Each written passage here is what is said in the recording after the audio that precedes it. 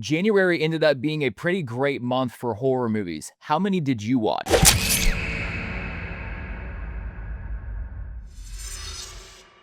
What's up, everybody? Welcome back to the SlasherTalk Podcast. I hope everybody is well. It has been a very heavy and just weird week for me personally, and I think for a lot of people out there. I'm not going to dive really too much into it. I posted on all my platforms about the Alex Preddy shooting, and it's just disgusting and made me incredibly sad.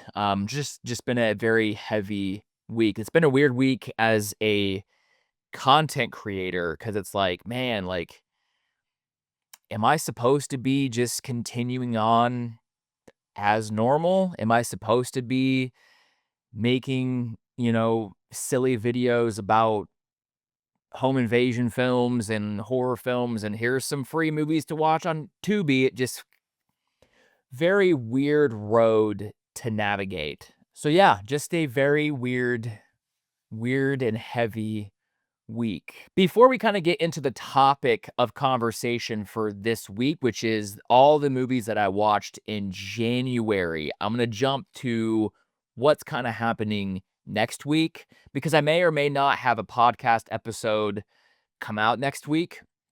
And here's why. I am going to London with a bunch of my friends. Insane.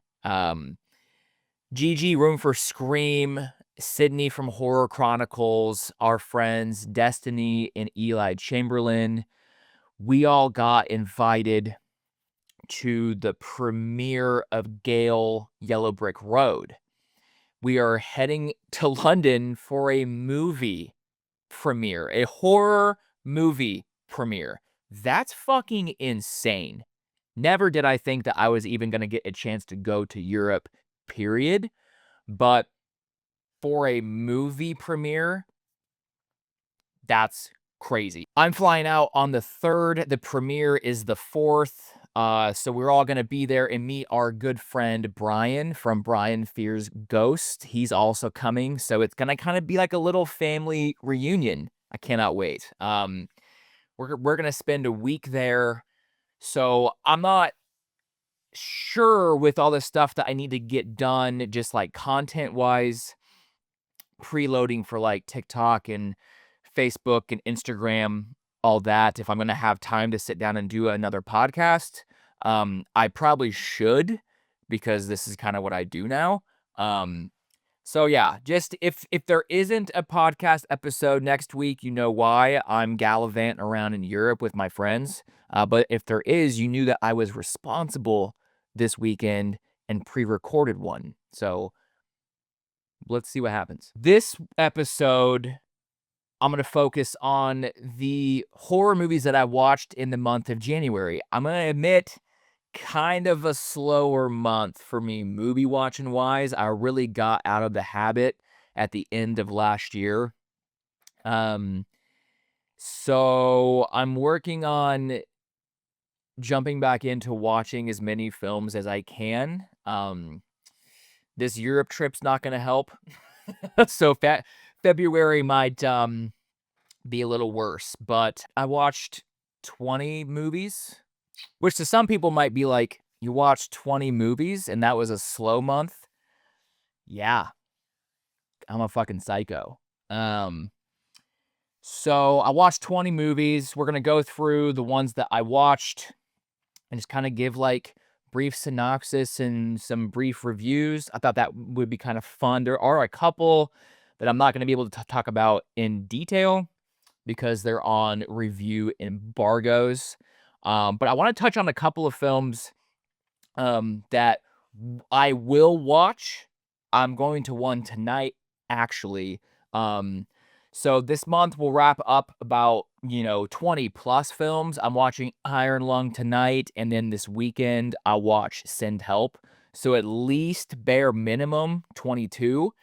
But Iron Lung I'm watching tonight, so obviously I can't include it on the podcast, and also Send Help. So I'm looking forward to both of them. I haven't really heard anything about Iron Lung. I know that there was like a big premiere for it, but I haven't seen a bunch of reviews or anything. So I'm kind of excited just to kind of go in like blind. And Send Help, I've heard nothing but fantastic things from. The return to horror from Sam Raimi. I cannot fucking wait, man. Drag Me to Hell came out in 2009. It's been 15 years since Sam Raimi released a horror film. Rachel McAdams, covered in blood. Sam Raimi, sign me up. I cannot wait. So I started the year watching a movie that I skipped last year. I should have watched this last year, but it was called The Wailing, and not the Wailing that you probably think of, not the one from 2016, not that one, not the Korean film, which is a great movie, by the way, but this came out in 2025, and the synopsis is Andrea, in search of her biological family, feels stalked by an invisible threat. Other women before them have suffered the same fate. 20 years earlier, on the other side of the world, Camille, fascinated by Marie, tries to warn her of a threat hanging over her. So, The Wailing, I gave it a 3.5 out of 5 on Letterboxd. I loved the underlying concept of this film. It's a supernatural film for sure, but it's like a supernatural, it ends up being a metaphor for something much more important and something that women deal with all the fucking time. So I loved the underlying concept and message of this movie 100%. The score was incredible, very haunting. That really kept me engaged the entire time, because there are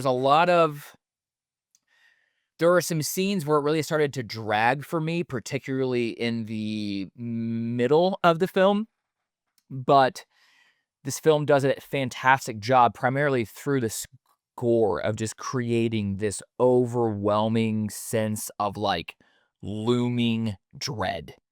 I loved that. I did put in my letterbox as well that the end of the film was initially very frustrating for me, um, because it just kinda ends. Like, and I don't wanna spoil it, and that's where this wraps about this wraps around to, like, the overall message and underlying concept of this film. When I sat down and was like, "Okay," and really started to analyze and think about this film, the ending is actually pretty perfect. But for a lot of viewers, I think the ending will be very like, "Wait, what the fuck?" You're just kinda like, something happens and then just, like, credits start to roll, and you're like, "Hello? What do you mean?"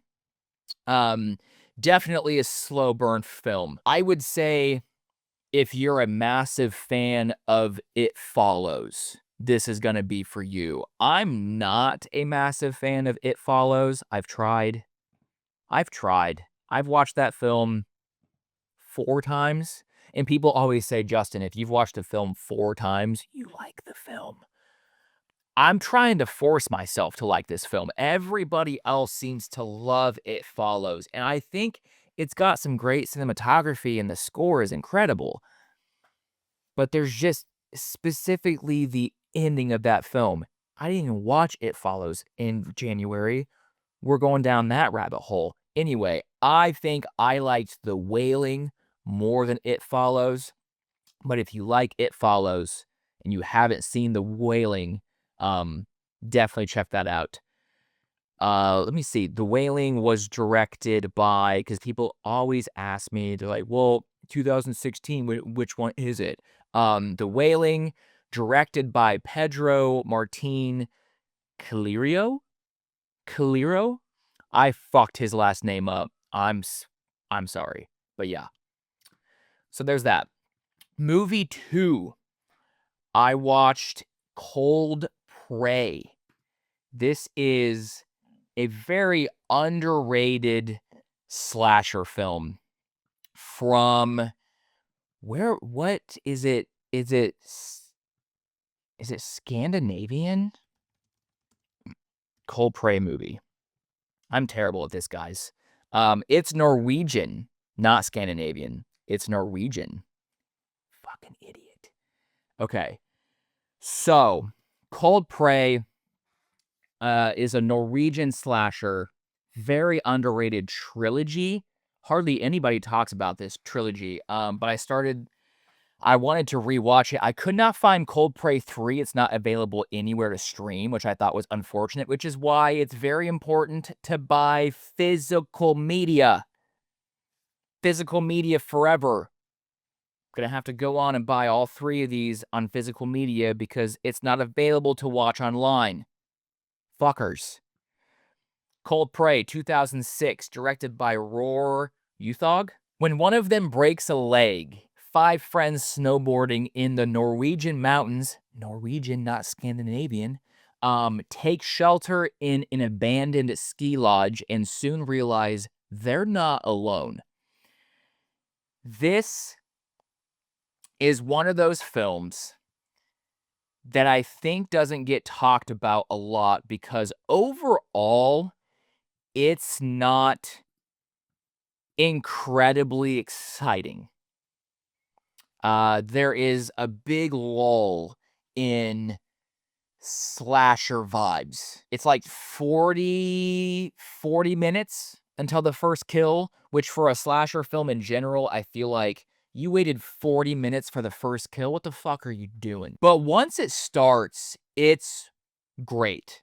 There's a lot of great practical special effects. I thought like the actual kills in this movie, they felt very personal because it's not a ton of like, how do you creatively kill? It's just a guy with a fucking knife and a weapon. He's got like a particular, what is that? It's like a axe, like a ice pick axe, I believe. Anyway, yeah. It being in like the snowy mountains too, there's something about a slasher film that's in the snow because the blood just pops off the snow, just like, I love it. This one has that, it's from 2006, so it has that early 2000s horror vibe. It's got this blue tint over the entire thing. I'm a sucker for that shit. But yeah, I think Cold Prey is, if you're a massive slasher fan, it's a pretty decent watch, especially if you do foreign films with subtitles and you haven't seen Cold Prey. Definitely give it a watch. It's underrated. Well, underseen. People hate when I say, well, it's not underrated, you gave it a 3. Okay. I gave it a 3 out of 5 stars. Okay, underseen. I get it. Like, well, it's not underrated. I just use the term underrated as like, it's not talked about. You know what I'm saying? Anyway, so before I jump into the next movie that I saw, because I technically watched a movie between it, but I'll just go into Cold Prey 2, because I watched the sequel right after. Did I not blog that on Letterboxd? Fucking idiot. No way. I'm slacking. So I watched. No, I have it on my list. I just hadn't have it on my Letterboxd list, dude. I'm a fake fan. Anyway, so Cold Prey 2 came out in 2008. This was directed by Matt Stenberg. This one takes place literally right away from the ending of the first one. This picks up right where we left off. This one is a lot more, I thought, like, exciting and overall just more of an overall, like, good slasher movie watch. After surviving the events of, I'm not the Jotunheim in Mountains, I fucked that up, in which 4 of her friends were brutally murdered. The badly injured Janique is brought to the local hospital. But when she wakes up, the building is dark and deserted, and she soon realizes that her nightmare is not over yet. Dude, if I didn't have a stuttering problem, I feel like I could be a voiceover guy. So, that's cool. Anyway, I just made myself sad. Anyway, Cold Prey 2, yes, you definitely have to watch the first one in order to understand what's happening in this one, but I think for whatever faults or lag that the first one has, I think Cold Prey 2, quote unquote, fixes that. This is a great little trilogy. I'm not going to talk about the third one because I didn't watch it in January, and that's what this episode's about, my January horror watches. So, I need to log this. I'll log this quick. I would give this like a 3.5. So, not much better than the first one. I guess I could probably give it a 4. Nope, I'm giving it a fucking 3.5. Anyway, in real time, letterboxed review right there. Cool. I then saw Primate. I saw Primate back in Fantastic Fest. It was the opening night film last year.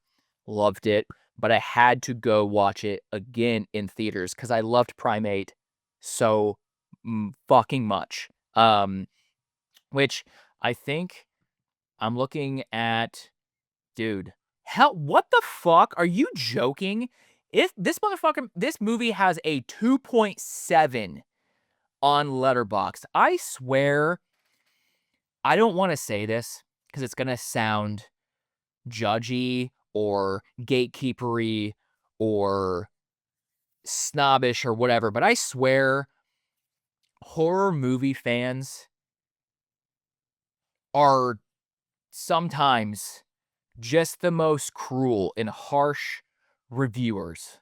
Like, this, I know it's not like Primate isn't necessarily an overly original concept. It's an animal attacks film. It's a slasher setup with a chimpanzee that gets rabies. I know that's not overly original, but in my opinion, I gave this movie a 4. Like, the John Carpenter inspiration. If you're a slasher movie fan, there's so much slasher shit in here to enjoy. So many callbacks to like Halloween, fucking Scream, just the overall setup. 2.7.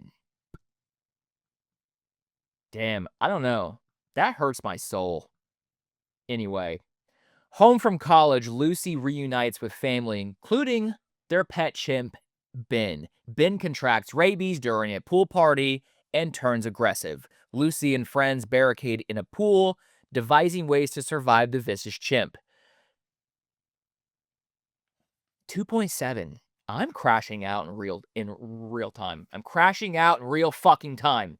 The chimpanzee was practical. It Miguel Torres Umba was in a practical suit. 2.7. CGI is terrible. Why don't people use practical special effects? It's all practical. Well, looks cheap. Looks cheesy. Fuck you. Whatever. Now I'm mad. I think Primate's a great film. Jesus Christ. Okay. Now I'm sad. Next one, 28 years later, The Bone Temple. For fuck's sake, that's gonna bother me all day. I wish I never saw that shit. whatever. Opinions, everybody has one. It is what it is. 28 years later, The Bone Temple. Excuse me, I'm thirsty. Yeah, I'm getting real relaxed with this podcast now. I'm probably not going to edit that out, so whatever. Okay, 28 years later, The Bone Temple. Obviously, brand new film from this year. In my opinion, we started out strong with Primate because January is typically a month where the studios take the films that they do not believe in and they're like, well, we got to release them. We'll just dump them off in January. So the fact that 28 years later, The Bone Temple was being released in January, and as a hater of the first film, I was like, this is cooked. It's fucking cooked. They have no faith in this whatsoever. Spoiler, the movie's incredible. Incredible. I think fans and critics alike, the people that went and saw this movie, absolutely loved it.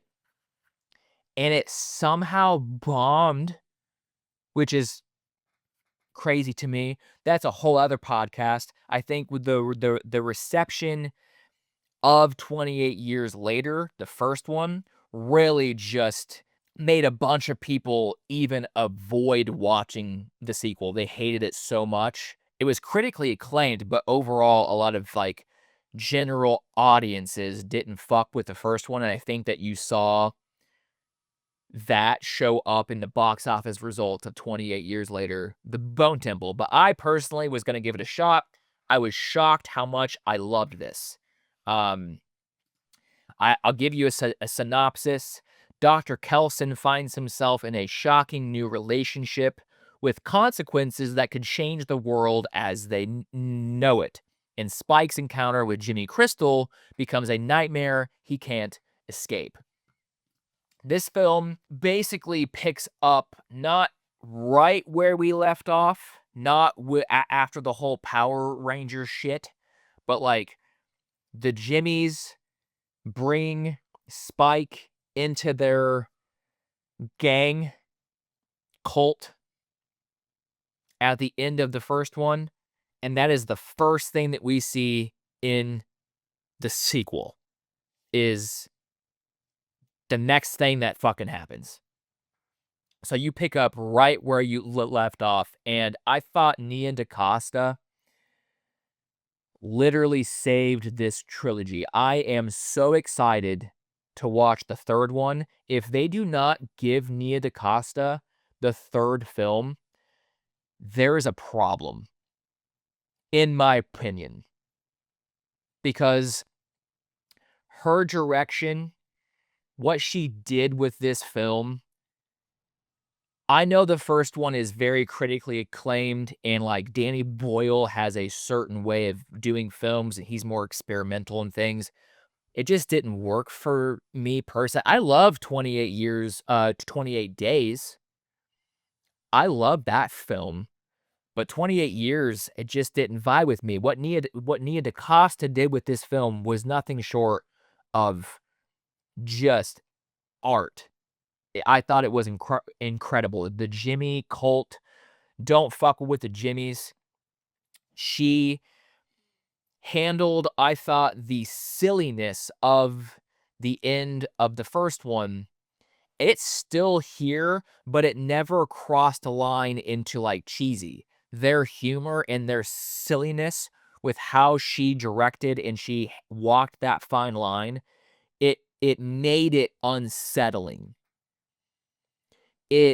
How she introduces the gang in the beginning, the cult in the beginning of this film.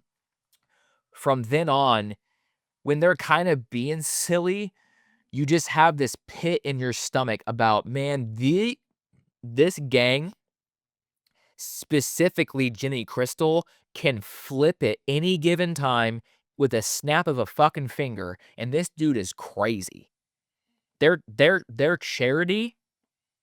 There is a scene in this movie that was so just fucking chaotic. It was nuts. I loved it.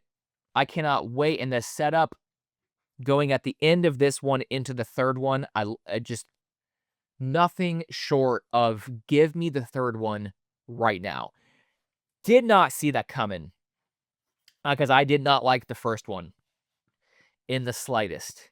So great save there. Next one I saw, I went back, and I didn't go back. I had never seen the movie Influencer. I'd always kind of like, it's just like, eh.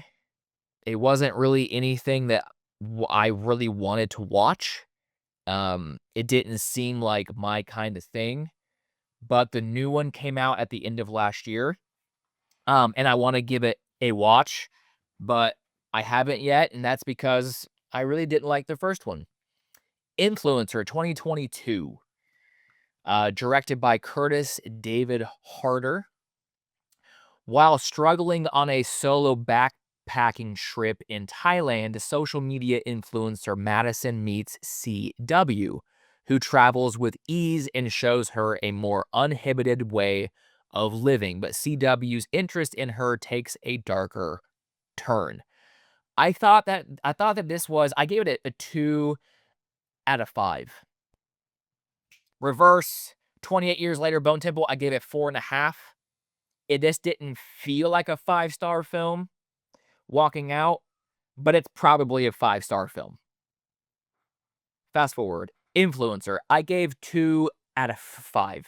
I liked the basic premise and I loved the setup, but I felt the middle of the film just drags.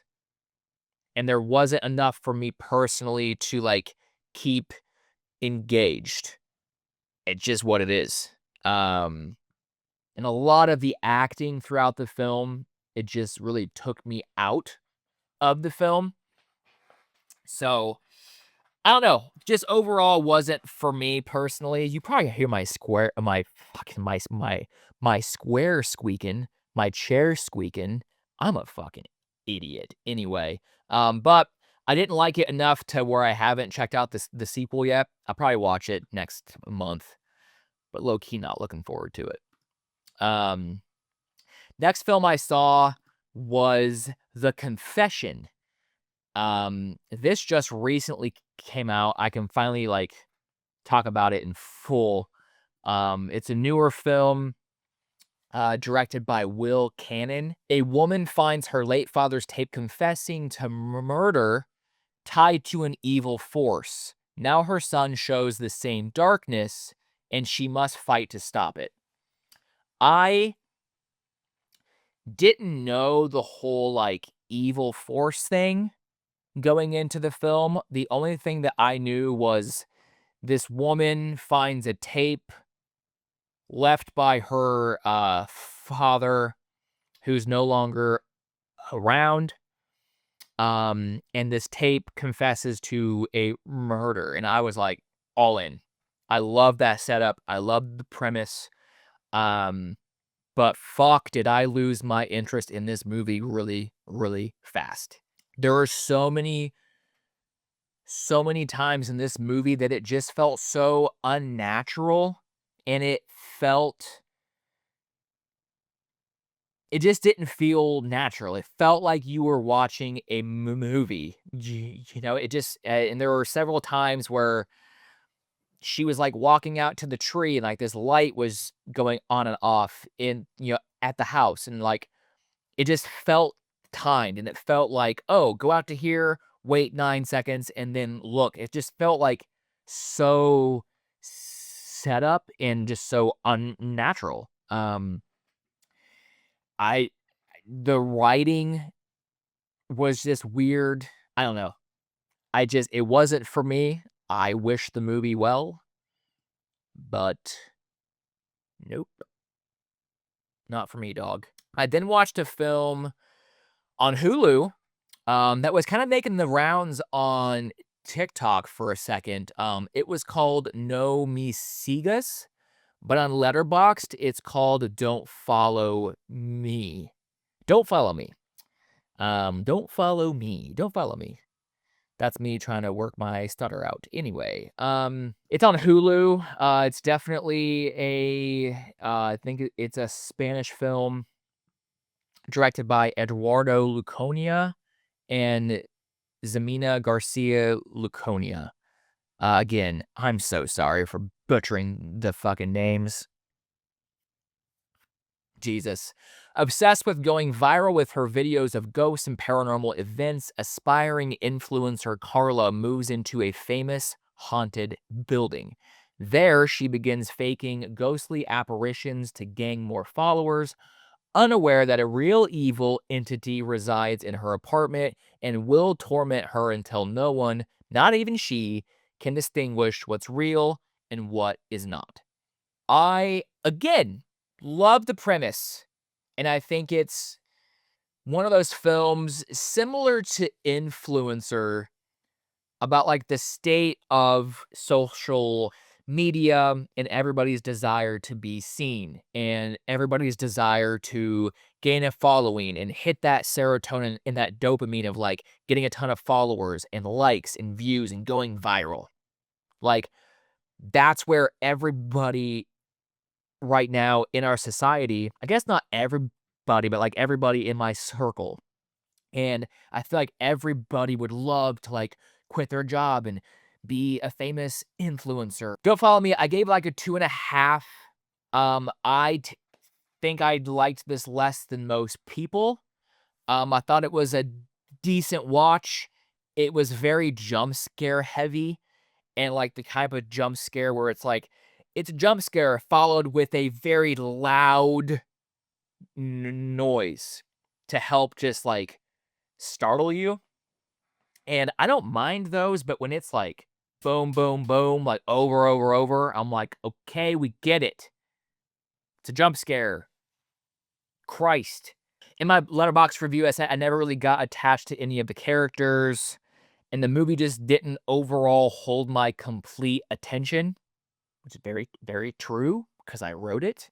There definitely were some creepy moments and some tension, but I personally never felt like the tension and that build of the tension fully paid off. So I gave it a 2.5 out of 5, but I will with an asterisk of I don't think I liked this film as much as other people. So if this sounds up your alley, definitely go check it out. Because people seem to be loving it. Okay. This one I can't say much about because I'm still embargoed. It's called Lure, directed by Oliver Cox. This is coming out on February 2nd in the UK. I say the UK because I assume it will hit digital video on demand in the US at the same time, but who knows? Lure coming out February 2nd. After being invited to a party by a mysterious and alluring woman, 6 men awake to find themselves part of a cult's family gruesome annual tradition to find the perfect suitor. I want to talk about this movie so bad. But I can't. It's embargoed. This movie reminded me very much, and if you listen to that synopsis, I think you'll know what I'm talking about. But there's a movie that it reminded me so much of. I don't want to break embargo. So, that's all I can say. The Arborist. I watched The Arborist next. And again, I can't talk about this movie. It's embargoed. It comes out February 6th. Here's the synopsis. A grief-stricken arborist and her son awaken a haunting when they begin felling trees at the estate of a mysterious recluse. Can't say much else. It's embargoed. The Arborist, directed by Andrew Mudge. February 6th. Next up, I watched Killer Whale. New movie that came out in January. This is the type of movie that you expect in the month of January. This movie, man. Killer Whale, directed by Joanne Brecken. Brechen? I'm fucking everybody's names up. Follows best friends Maddie and Trish as they find themselves trapped in a remote lagoon with the dangerous killer whale named Cedo.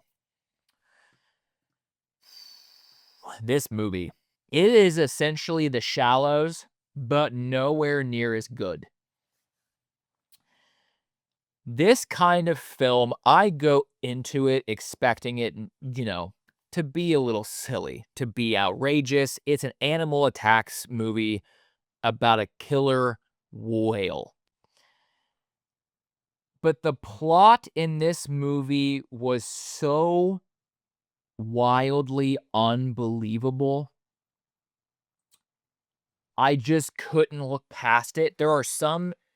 I was just talking to Chuck about this a couple of days ago when we were on the phone, and it's like, I try to be consistent with my reviews, and I try to be consistent with my feelings and my approach and like what my taste is.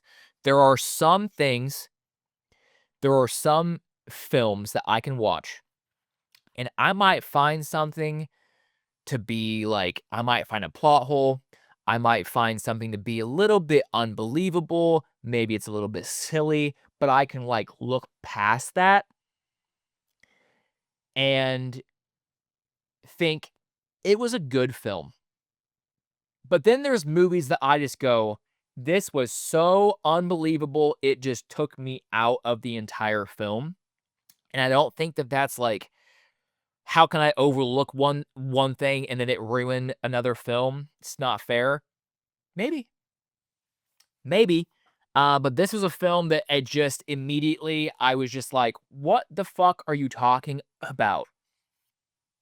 Slight spoilers, because I want to talk about it. Slight spoilers for Killer Whale. If you haven't seen it, it doesn't spoil the movie, but just slight spoilers. Cedo is a whale that was kept in captivity in a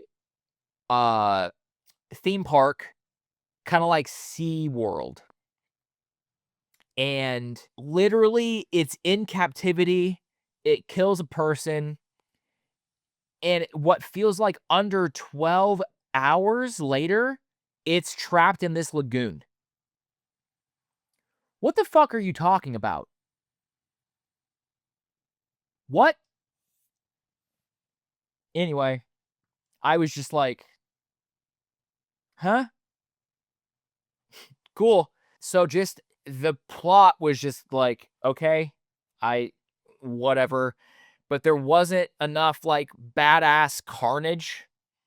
I go into this kind of movie being like, if we're going to do a killer whale movie, let's do a killer whale movie, man.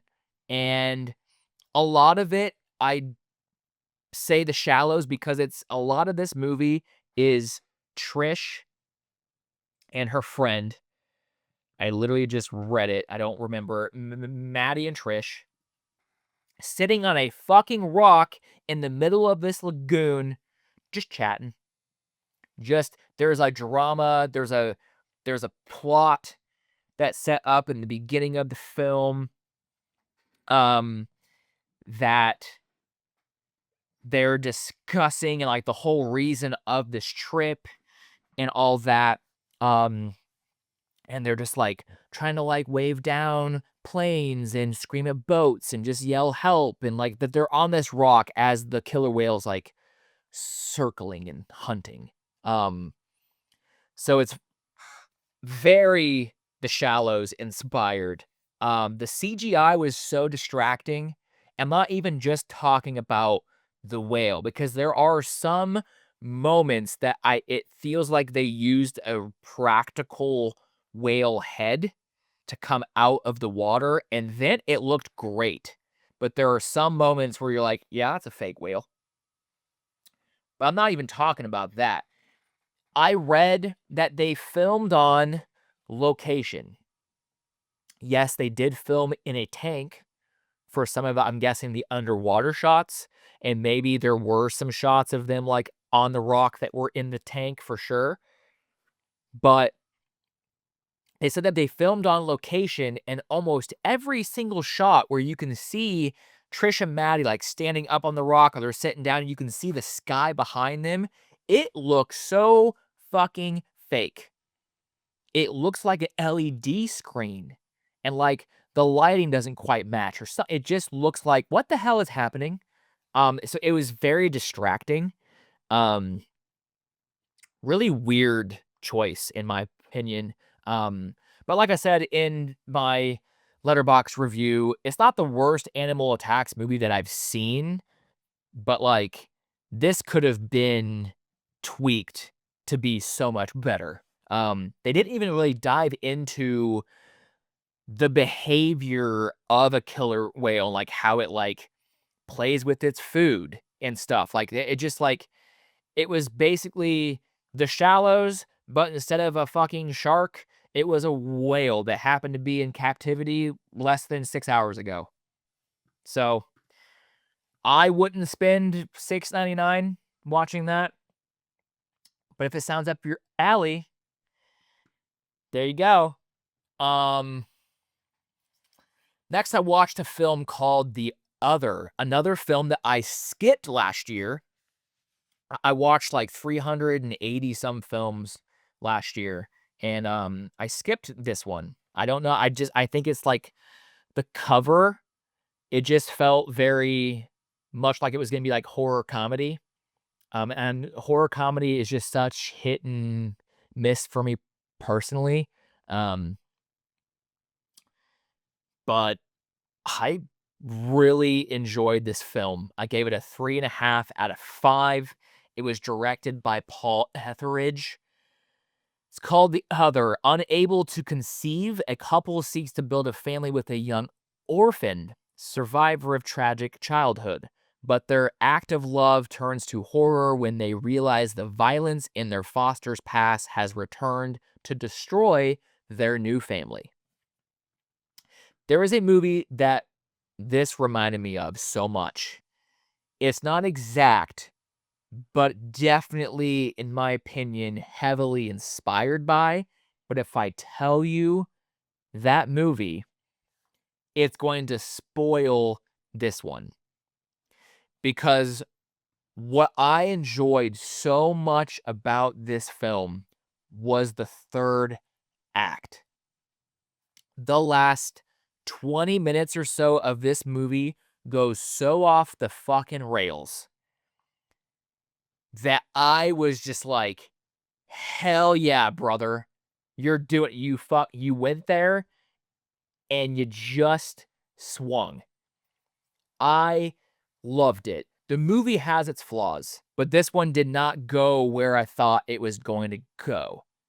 And for that, I personally loved it. I think for a general audience, some people might get like maybe halfway through the movie and say, I'm good.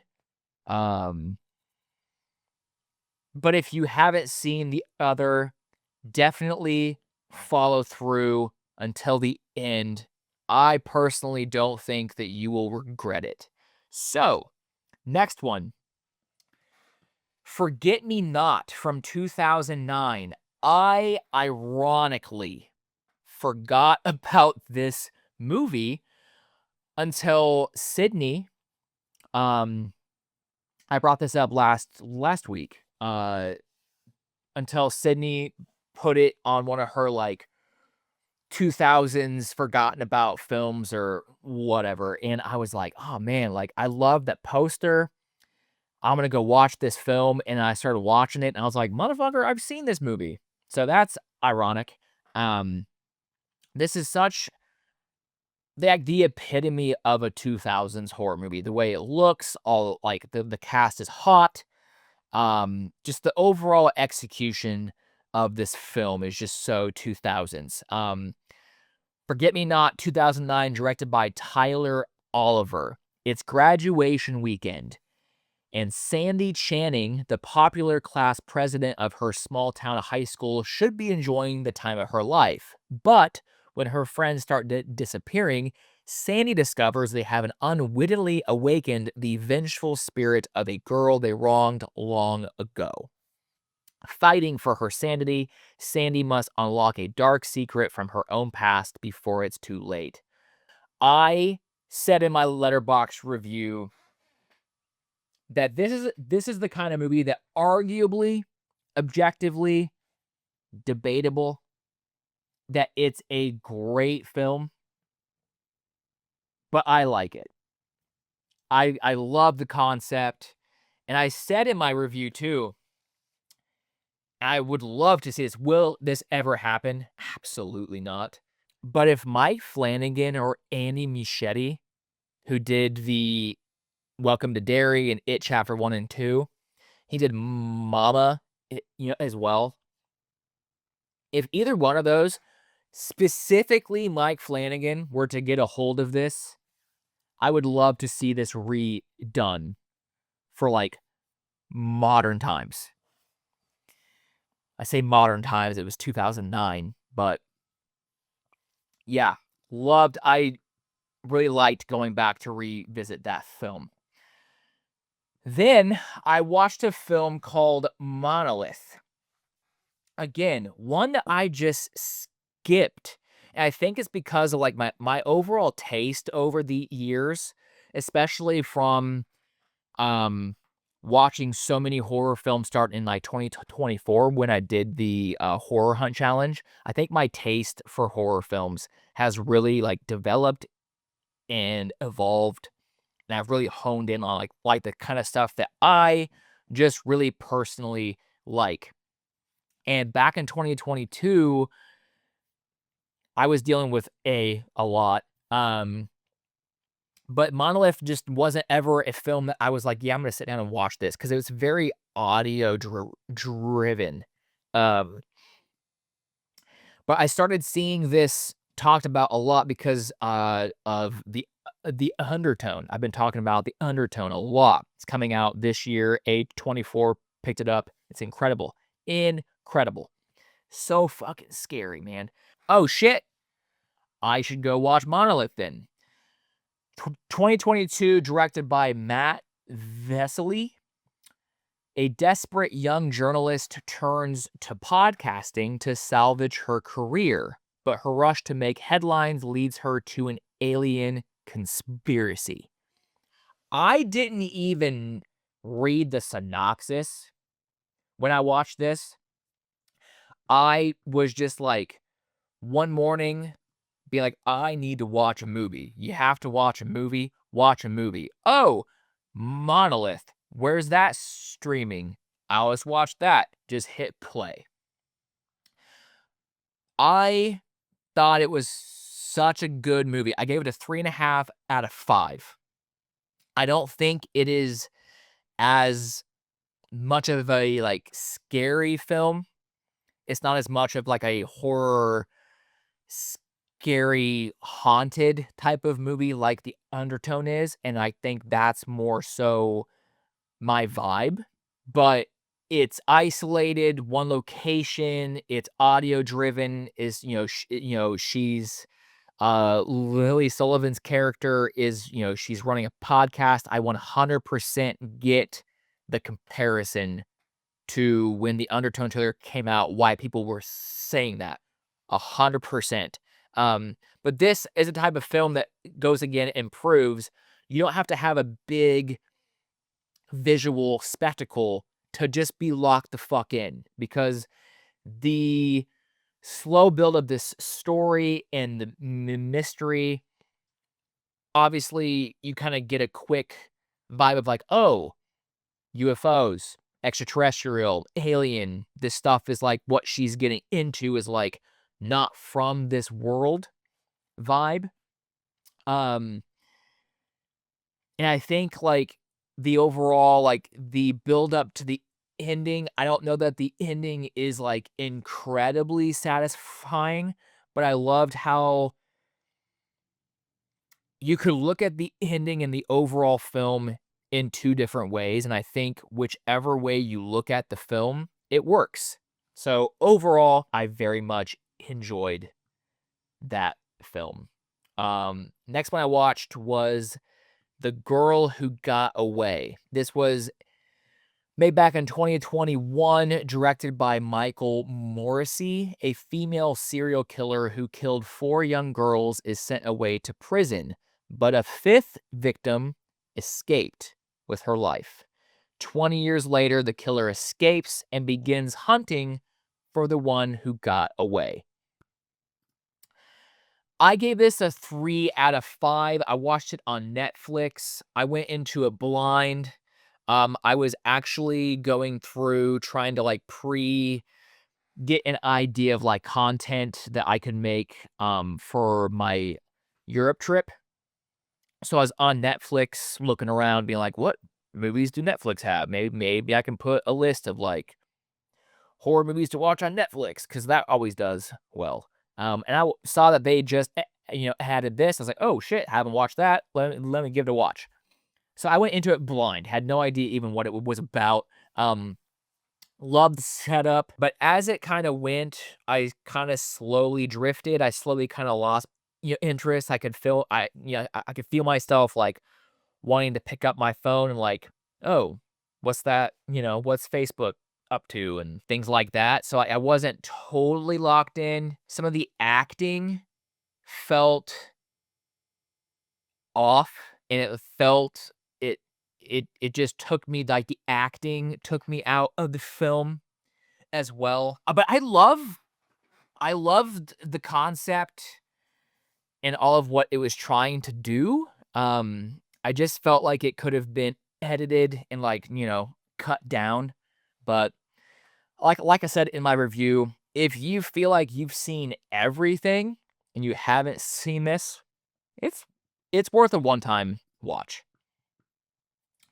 Next, I saw Mother of Flies.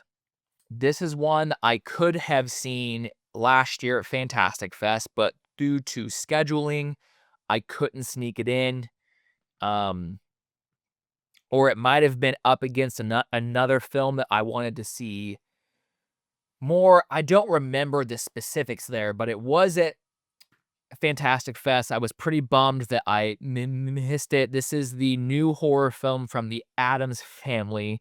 John, Zelda, and Toby Pozier. They did the The Deeper You Dig. They did Hellbender. They did a film called Hellhole. So yeah. When a young woman faces a deadly diagnosis, she seeks dark magic from a witch in the woods, but every cure has its cost. I thought this movie was gonna be the one. Addams Family movies for me are kind of hit and miss. I did not like Hellhole, but I love witchy horror. I love folk horror, and the vibe of this one, I was like, give it to me, please. This movie was such a split experience. I love the vibe. I love the aesthetics, the overall coloring, and the tone of this film. So up my alley. So good.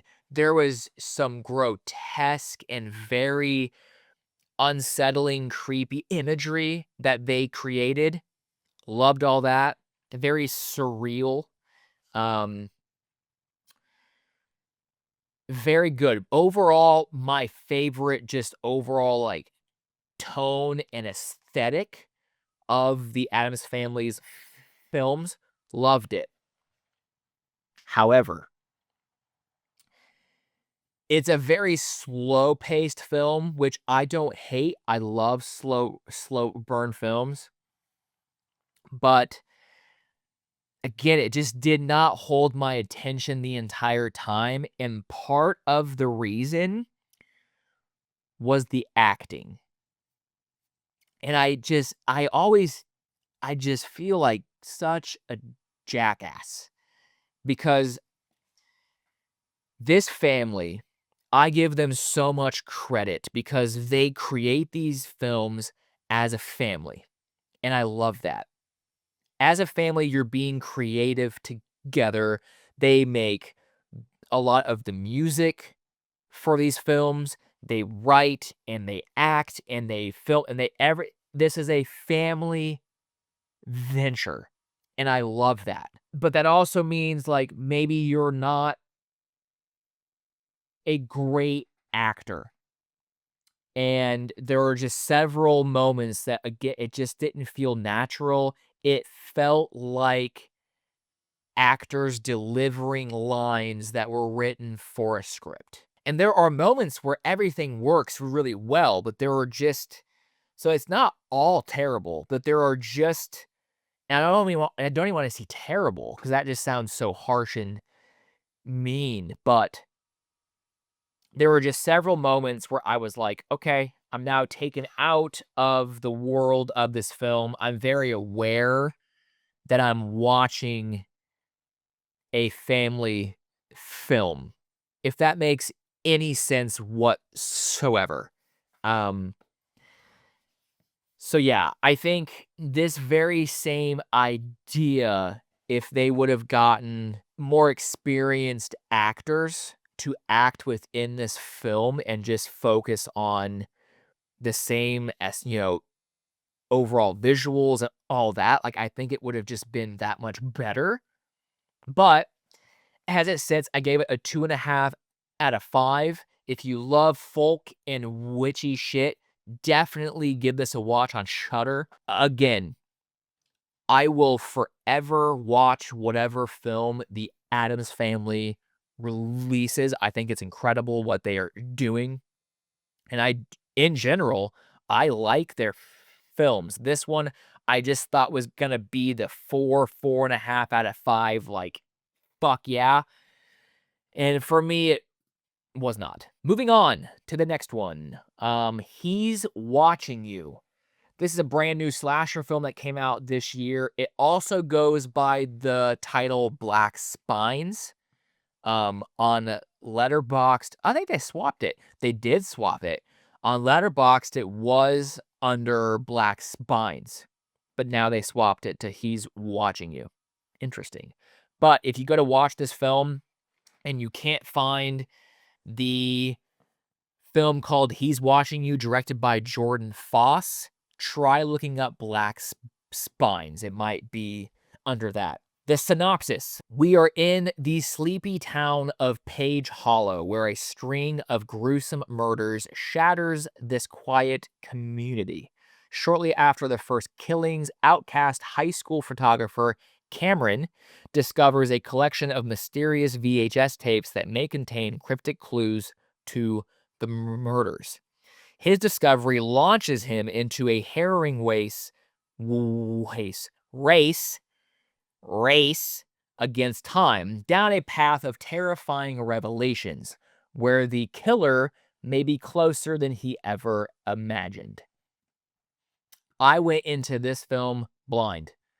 I saw it come up on Prime Video. I had seen my buddy Colby from Colby Does Horror. He had posted about it as well. I didn't watch his review, nothing. I just saw, oh, yes, I saw that on Prime the other day. He posted about it. Cool. Must mean Colby's like me. If he didn't like something, then he's going to, let you know. I thought it was a decent slasher. Great setup. I love the lore of the killer called the Pill. I thought the cast was overall really great, especially the guy who plays Cam. His name is John Castellanos. Again, if I fucked your name up, I'm so sorry. Like you're listening to this podcast anyway. Not that important, Justin. Anyway, I thought he was great. He really injected so much heart and emotion into this film, which I thought the story really needed. I thought the design of the killer was great. The mask was just like, okay, cool. Nothing overly original, but a little nice design. I don't think it was necessarily, like, cheesy, and when the killer is on screen and he's doing his slashing thing, it's that's where the film to me is, like, at its best. Like, they really focused on making the kills great. The sound effects, the editing really just packs a punch, and the kills to me felt very personal. This is another one of those films where like the kills aren't like over the top. They're not like we're trying to be this over the top creative, a kill that you've never seen before. It's just a killer with a knife just just doing some slicing and dicing. So I loved it. The practical special effects were great. I think almost every single slasher trope is like in this film. The biggest thing for me was the story, the actual story. There is a moment in this film, something happens, and if you take 5 seconds to sit back and go, wait a minute, what do you mean? It kind of really just pokes a giant hole in the entire film. So that's why I gave it a 3 out of 5. If they would have, like, reworked that a little bit, I think this could have easily been a 3.5, maybe a 4. But as it sits, I gave it a 3. If you love slasher films, this is definitely worth a watch. Okay, we're almost done, guys.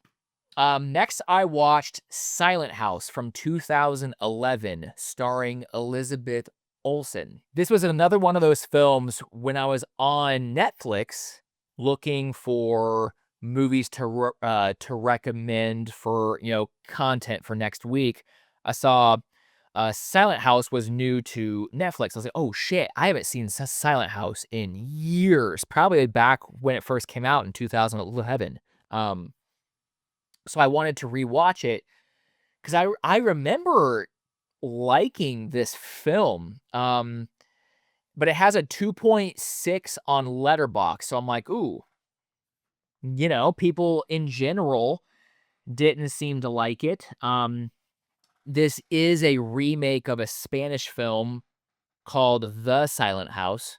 But I watched this version with Elizabeth Olsen, directed by Chris Kintes and Laura Lau. Synopsis is Sarah returns with her father and uncle to fix up the family's longtime summer house after it was violated by squatters in the off-season. As they work in the dark, Sarah begins to hear sounds from within the walls of the boarded-up building. Although she barely remembers the place, Sarah senses the past may still haunt the home. This is a film that was not shot in a one take, but it's presented as a one take film. I gave it a 3 out of 5. I had seen it before, but it's been so long. It was essentially like watching it for the first time. I had remembered like certain major moments and like her running through the field and the camera dipping down and doing all that. But I don't think it's an incredibly, like, fantastic film, but I guess I'd like it a little bit more than most people. Um, but I'm a sucker for one-take films. I know a lot of people do not like that. Obviously, Elizabeth Olsen carries this film on her back. I love her so much, but with being a one-take and following her the entire time, like, she does a lot of the heavy lifting of this film, and I thought she did a fantastic job. I think very similar to High Tension, there's like a moment in this film where you kind of, when you sit back and you go, okay, a couple of these moments, you're like, wait a minute. I enjoyed my rewatch of Silent House. So on Netflix. So then from rewatching Silent House, I then made a post this week about one take horror films, and I threw Silent House on there. I threw Mads on there. Soft and Quiet, and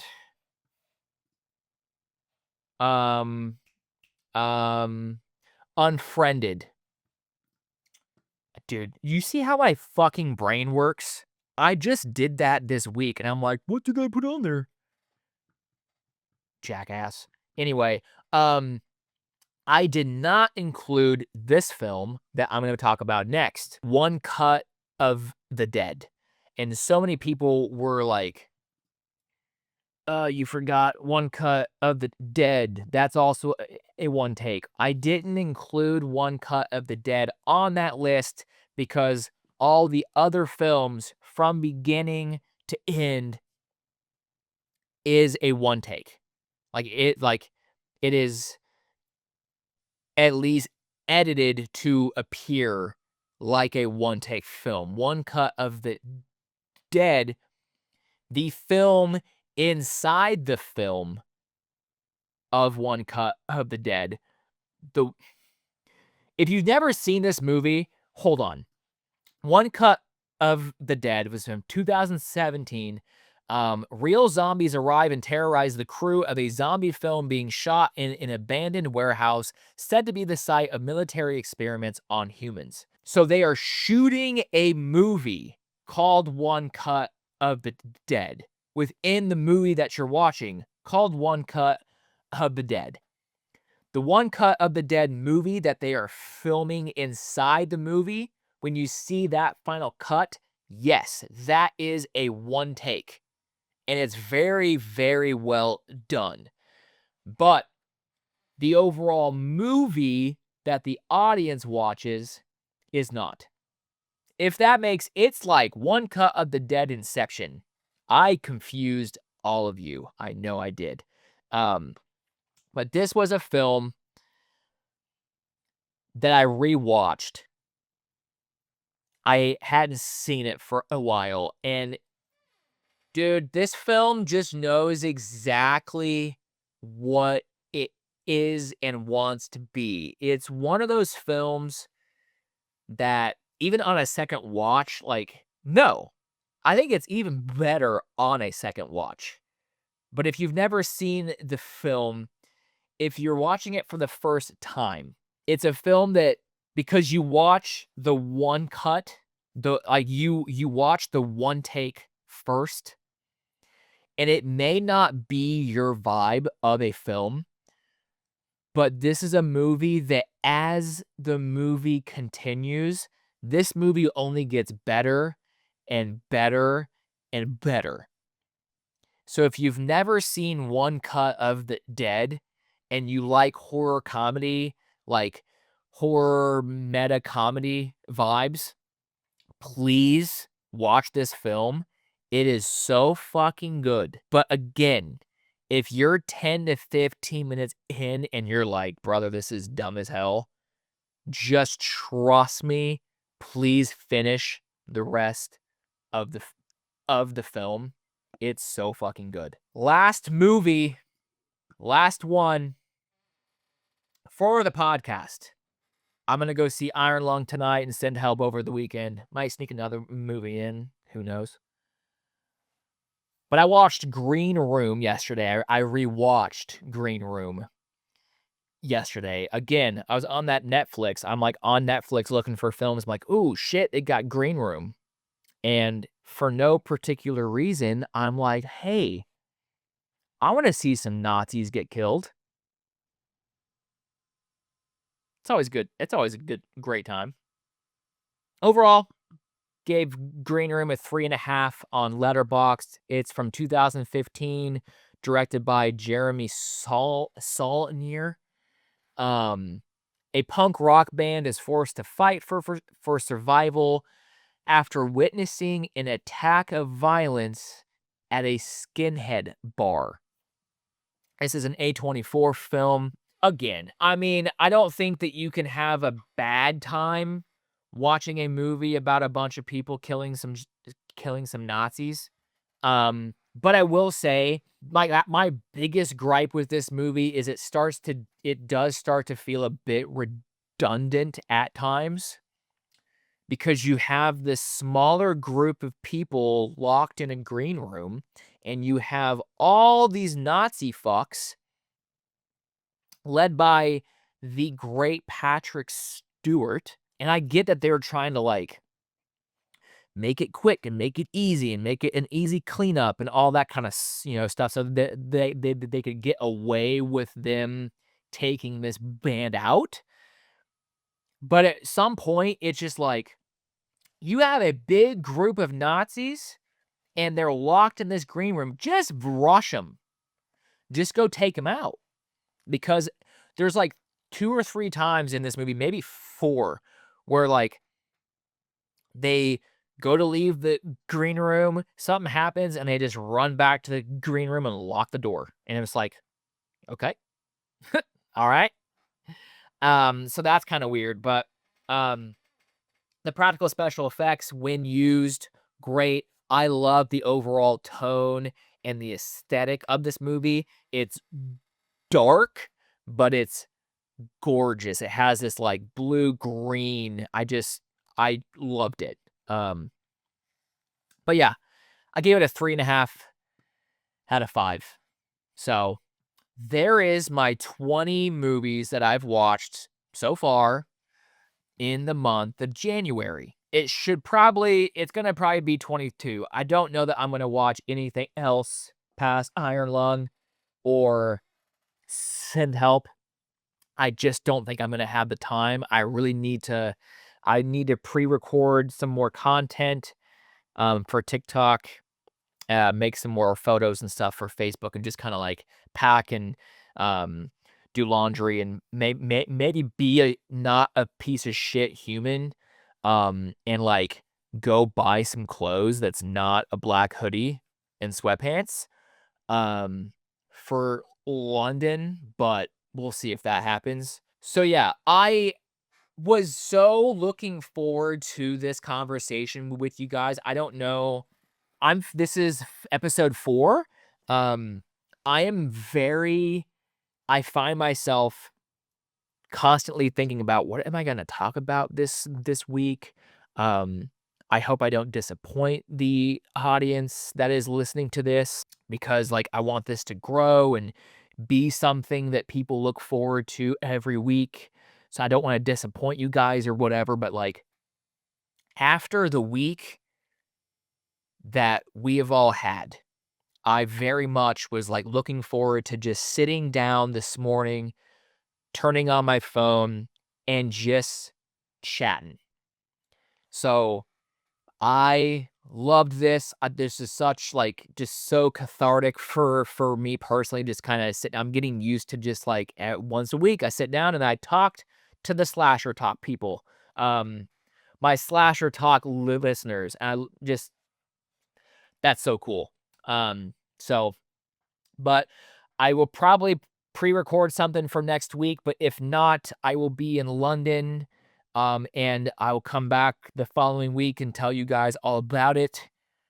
I cannot wait, we're going to have so much fun. So, our group in London, I don't know that they're going to let us back into the US. I don't know. We'll see. We are 4 episodes in at this point in time. If you have genuine criticism, something that you're like, this motherfucker needs to get this figured out or sorted now, or he's dumb, please let me know, because I'm a newbie and I don't know what the fuck I'm doing. So if you have genuine critique, please do not hesitate to reach out and just let me know, hey man, notice some things, get good. But yeah, I appreciate it. Thank you so much. And until next time, remember, watch something spooky this week.